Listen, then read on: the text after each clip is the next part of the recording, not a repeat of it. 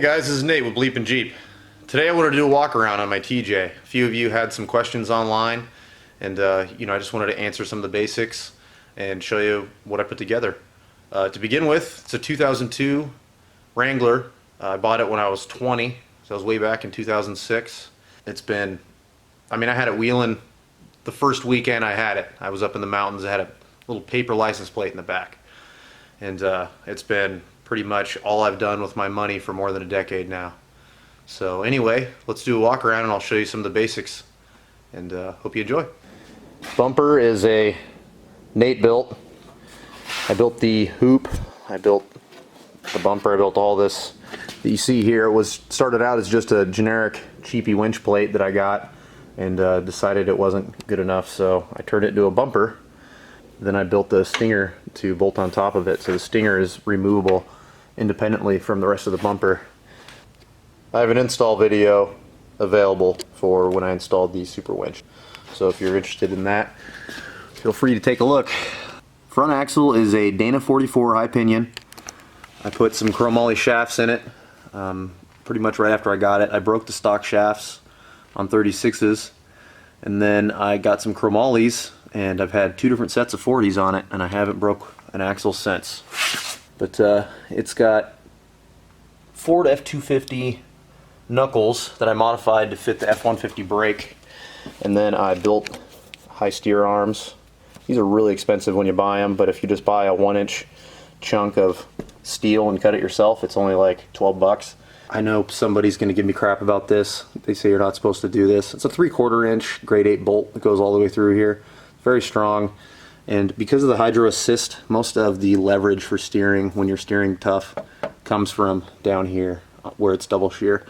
This part up here just does most of your easy steering, goes up to the steering box. I've never broke a sector shaft or anything with this setup, so it's been pretty reliable. I've been running this setup for probably 4 years or so, maybe 3.5, somewhere in there. So whenever I put the hydro assist on. Hydro assist is a kit that I built myself.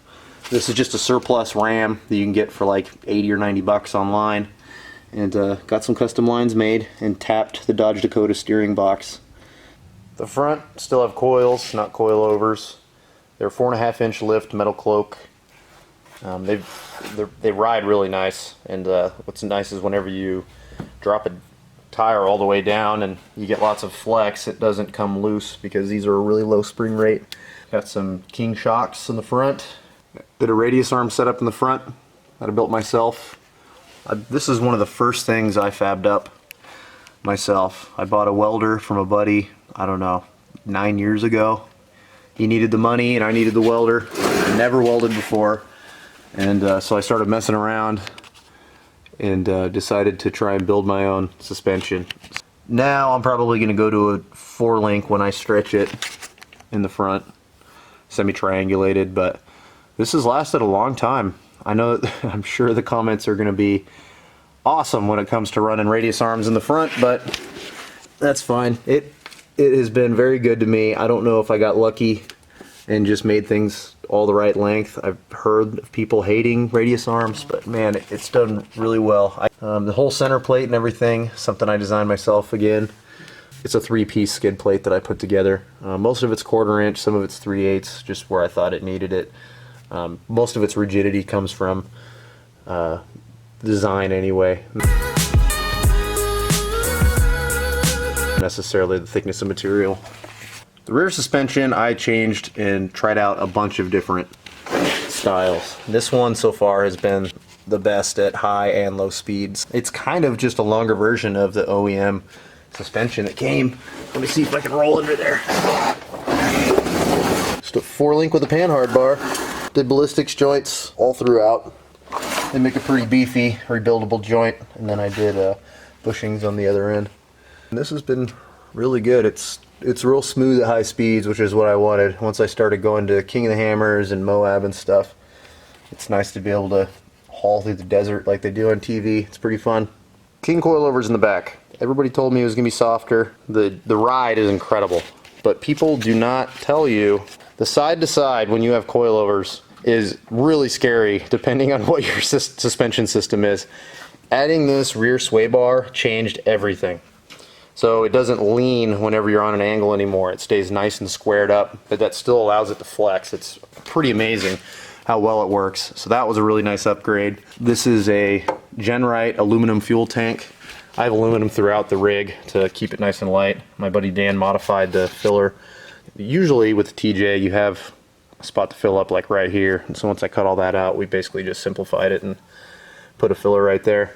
This mount is a universal mount that I got from Rough Stuff, and I just modified it to where it fit the needs that I have. Basically stuffed it all the way to the very, very top. It's kind of hard to get the coilover in and out, but I wanted to have a lot more shock than I had before. And before they mount, anybody who's familiar with the TJ, they mount like right underneath here. Makes for a super short shock. Can't get a whole lot of travel. Rear axle housing I built myself. This is based on a Ford 9-inch platform, but I built it all here in-house.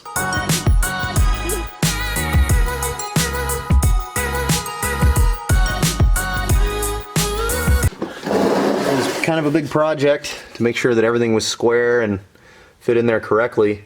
It's been really beefy so far. I did a double truss on it to make sure that nothing bent on me. The center section is from Yukon. It's one of their high horsepower rated ones. It's been really strong. It mounted a pinion guard up to the front of it. It's loaded with 538 gears. So is the front, by the way. I guess I didn't cover that. And they both have Yukon air lockers front and rear. The rear is a 35 spline unit, and I put custom 35 spline shafts in it. So it's been really strong. I have not had one problem with the rear once I built the housing and everything. Transfer case is MP231. Transmission is a NV3550, both stock. I did a slip yoke eliminator in the rear, of course. The clutch is a Center Force Stage 2 pressure plate, a Sachs. The OEM Sachs clutch disc, I guess, is awesome. So I stuck with that. And then I did a Center Force high inertia flywheel. It's a really heavy flywheel. It's supposed to make it hard to kill on the rocks. It's chromoly shaft, chromoly hubs. Locker is also chromoly, so I think that has a lot to do with why the front hasn't blown up on me yet. These are weld-on bead locks, so I just got some normal, the cheap steelies that everybody gets. And then I got, I can't remember the company I bought these from. But anyway, these are weld-on bead locks. You basically just, you weld a ring on the inside. Then you take the outside of your tire, you put it on the outside of what used to be a rim, and then you put this big plate over the top of it and it seals. It's really nice. I like to run low tire pressure. It makes it comfortable. Let's talk about the body. I built this tire carrier last year. I was banging the crap out of it in Moab. I really only use the license plate for when I go to Moab. It's the only time I ever drive it on the street. This is aluminum rear door, aluminum rear quarter, aluminum fender, front fenders are aluminum, doors are aluminum, front fender liners are aluminum. Anywhere I could put aluminum I did, and I still plan to put more aluminum on here. Everything I could do to lighten it. As soon as I started lighting it, I noticed a massive difference in performance. This all used to be steel. I mean, the goal was to drop like between 600 and 800 pounds between running all this stuff aluminum and swapping the motor out. So the engine is out of a 06 Volkswagen Jetta. It's a 1.9 liter TDI, and it's a diesel. So I dropped, I don't know, 250 pounds, almost 300 pounds just in the engine. I know that people are skeptical. I've seen a lot online where people do not think that a Volkswagen TDI makes the kind of power that you would need. It's got the biggest injectors that I could find for it. I have a barely bigger than stock turbo, and it's definitely not enough turbo, but it turns these 40s way better than the 4 liter did. The 4 liter makes peak torque at 3,000 RPM, and this makes another 100 foot-pounds of torque more than the 4 liter did, and it makes it at 1,900 RPM. So I mean, it's almost instant. It's like right off throttle, you're at peak torque, and it is noticeable. It's very noticeable. This is the radiator for the air-to-water intercooler. I built this spacer kit basically that spaced it out enough in front of the radiator that I could fit the other mini radiator in front of it. If you look down in there, you can see there's an air to water intercooler right here. What that does is it flows coolant into it to cool your intake charge. It's a lot more efficient than an air to air, and when you're going off road really slow, it would be really easy to heat soak your intercooler, so this is a nice option. This is the power steering reservoir I built. Definitely not pretty. It's the first thing I built with a spool gun before. I'm very new to welding aluminum. We modified a Jeep WJ power steering pump. It's kind of hard to see down there. Custom lines and everything, because I mean this is the exact opposite side of the engine bay from where your steering is, way over here. So it's so hard to see all this stuff on a camera. Sorry about that, folks. This AC pump is no longer an AC pump. I tapped it to accept these adapters, and I'm going to turn this into onboard air. That'll be an upcoming video. I haven't gotten around to doing it. I just kind of slapped this in just so I had a pump in place whenever I did the engine swap. Kind of hard to see, but for the fuel system I used a Air Dog. I looked it up, and this pumps between 8 and 10 psi. That's for a Duramax actually. And that's exactly what the Volkswagen pump deuce requires. These systems are expensive, but it's all in one unit. You've got the water filter and you have a fuel filter. They're really good. They filter out the air as well, which is nice because you do a lot of sloshing around when you're driving fast off-road, and I wanted to make sure that I kept air out of the motor. If you've owned diesels before, you know that that's really bad for performance, and you know, you could be chasing down drivability issues forever and just find out that you have a little bit of air in your fuel. It's crazy. So I wanted to make sure that was not going to ever be an issue on or off-road. Most of the wiring I tried to keep clean, so I built a number of little brackets and whatnot. I built this and everything, so it was a nice way to kind of tuck the wire back behind, and then you know, just spots to mount different things, plus kind of give it a cool look. That was a lot of work, but well worth it. I've been liking working with aluminum. You don't have to paint it after you're done working with it. You can just mount it and call it good. Pretty sweet.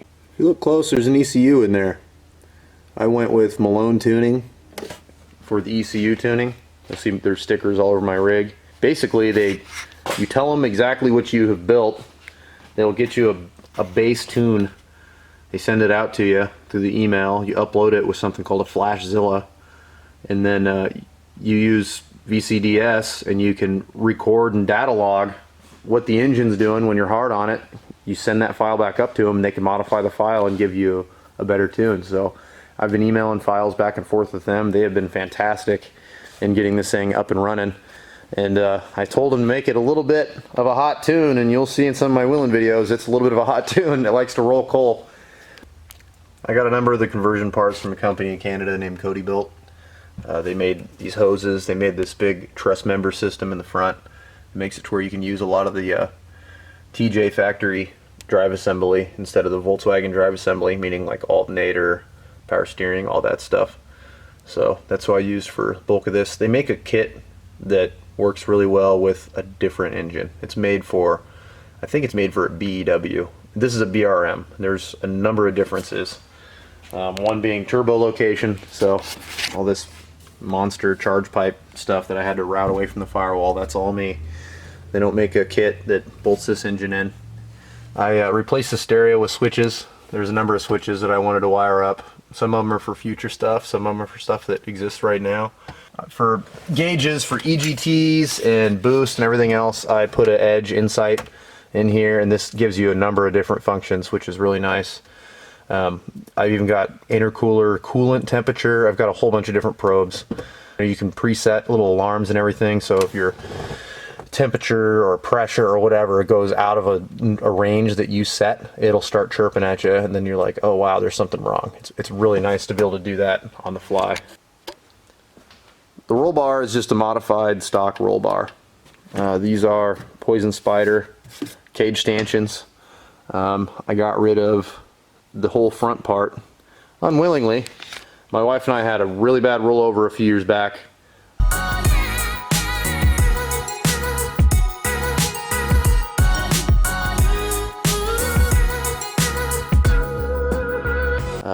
We rolled over 3.5 times. It was rough. I was coughing up blood. She had blood coming out of her head. It was unbelievable. And there's holes that they put in this roll bar at stock, and those holes bend as soon as you roll over. I mean, they bend and they tear. It's insane that they allow that.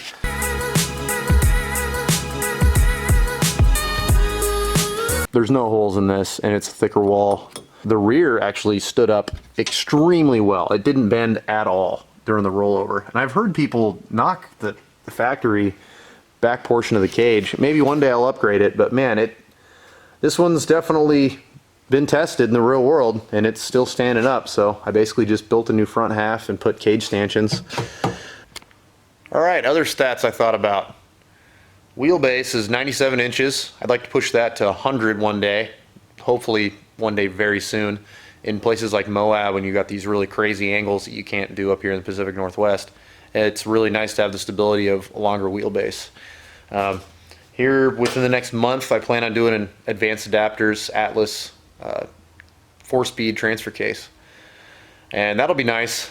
You know, up here on the trails and stuff, 2.7 2-to-1 is just about right in my opinion when you're geared low like this.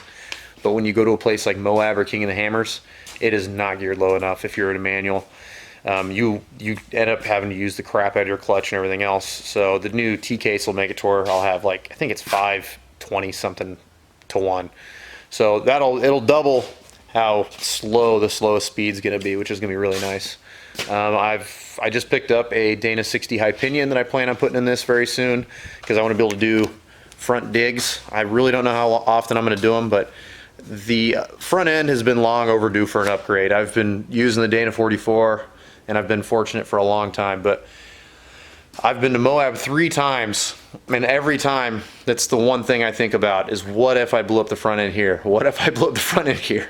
Your first day of a 7-day journey and you blow up your front end because you have a Dana 44 on 40s. It's been good so far, but I'm not gonna risk it forever. So anyway, front end upgrades are coming. A number of little things here and there that I plan on doing. So anyway, if you like what you see, you wanna see more, click like and subscribe. Make sure you follow us on social media.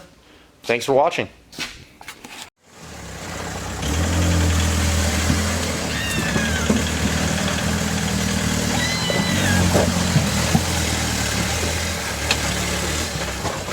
Nice.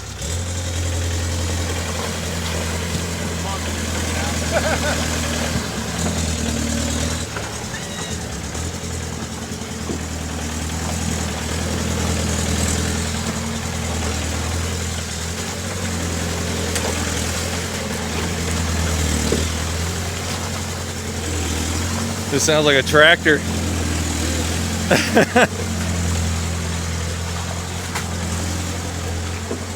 is where it gets to be pretty gnarly. She's gonna love this.